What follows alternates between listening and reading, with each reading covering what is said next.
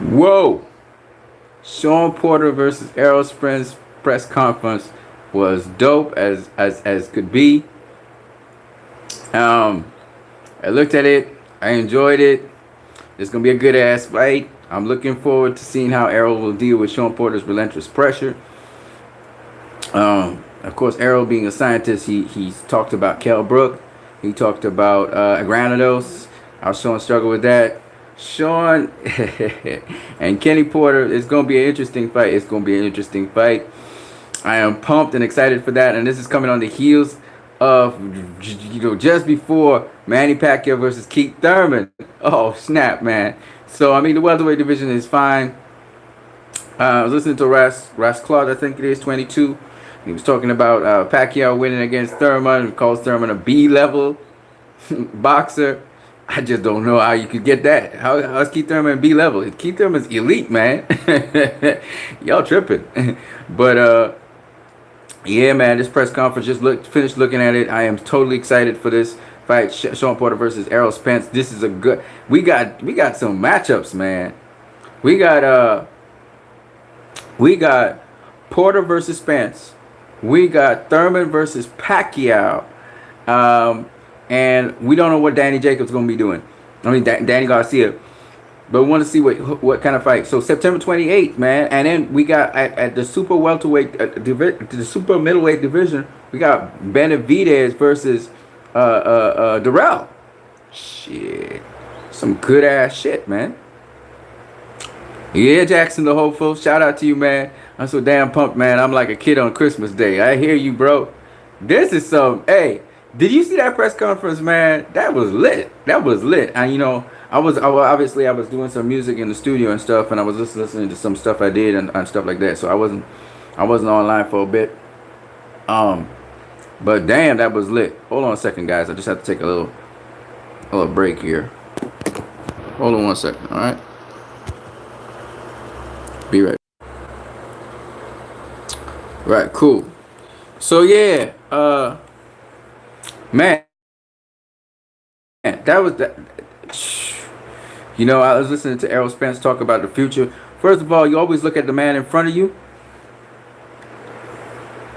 You always dial into the man in front of you. When you're doing boxing, you focus on one fight at a time. You only have one fighter you can face at a time, so you should be focused on one fighter at a time. So my suggestion to Errol Spence and Sean Porter is don't look, ahead at right now. You got a date locked in. You got an opponent locked in. Focus on Sean Porter. Focus. Errol Spence should focus on Sean Porter. Sean Porter should focus on Errol Spence. Fuck everything else. We will know what future steps folks will be doing after this fight. So they should lock in to what they got to do. And anybody try to ask them questions about the future, I listened to David Benavidez. He was talking about the future. Fuck the future. Your future is your opponent, which is Anthony Durrell. So these guys need to lock in.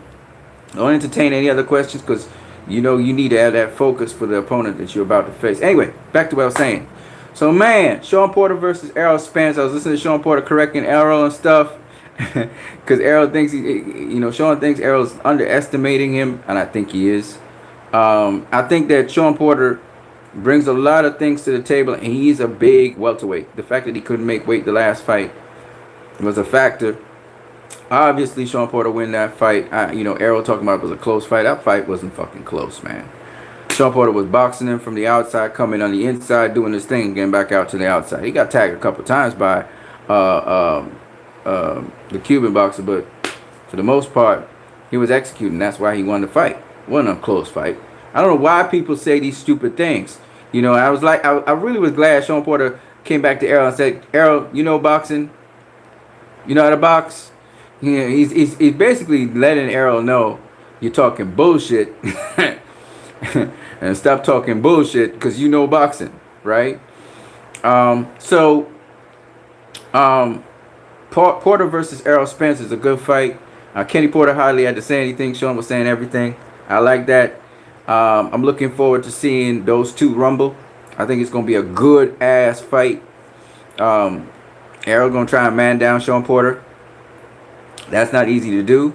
I don't know what got into Errol's head, but he's not a one punch knockout artist. Unless you a one punch, I mean, Sean Porter went against Kell Brook. Okay, Kell Brook would hurt Errol Spence, right? And Sean Porter kept on coming, even when he got clocked flush by Kell Brook.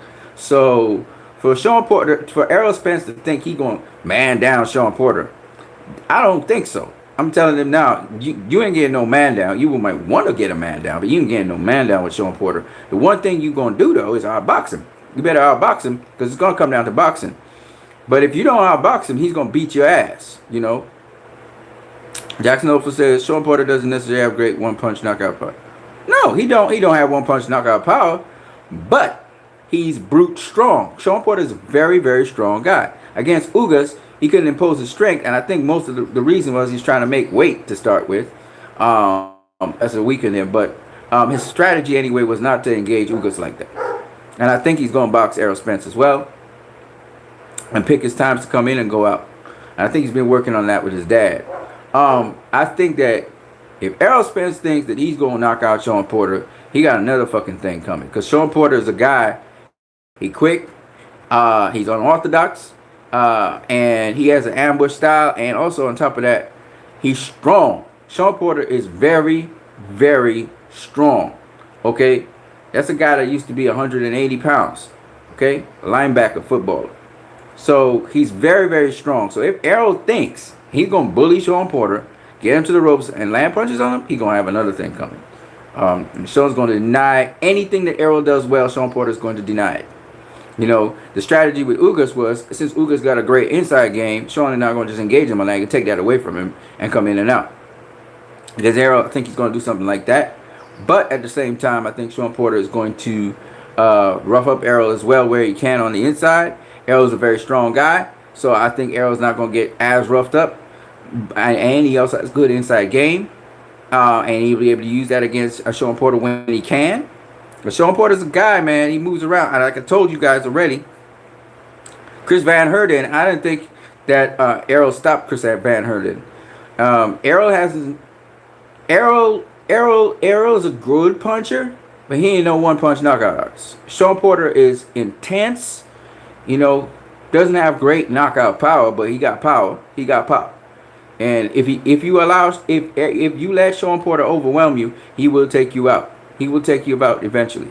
He's rough and rugged at times too, and he can be a weight bully. So, but he will not be able to weight bully Errol Spence. Errol Spence is very strong as well, but Errol Spence ain't just gonna walk him down and man down him. No, that ain't happening.